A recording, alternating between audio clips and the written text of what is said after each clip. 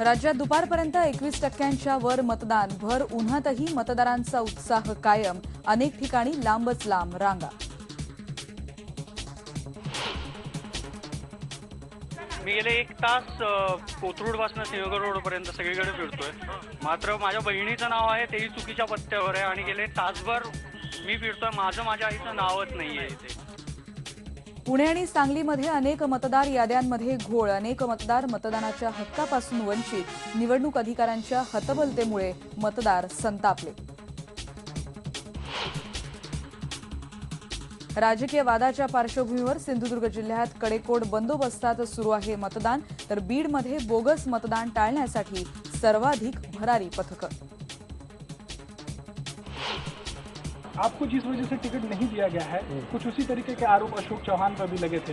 वो लकी आदमी है, मैं क्या करूं। अशोक चव्हाण नशीबवान आहेत, मी नाही। पुण्यात मतदानावेळी सुरेश कलमाडी यांनी व्यक्त केली खंत।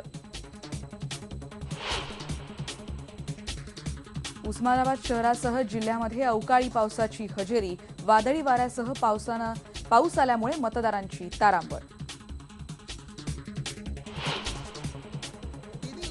उत्तर आणि दक्षिण भारतातही उत्साहात मतदान, कर्नाटक आणि बिहारमध्ये दुपारपर्यंत 22% मतदान।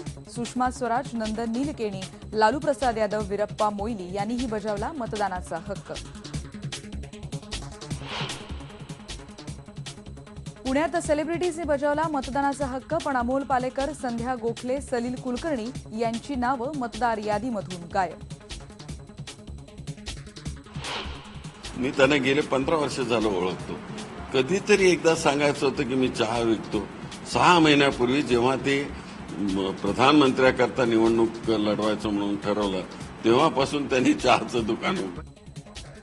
मतदानाच्या दिवशीही मोदी हाच आहे चर्चेचा विषय। देशात मोदींची लाट नसल्याचा सर्व विरोधकांचा वारंवार केला जातोय दावा।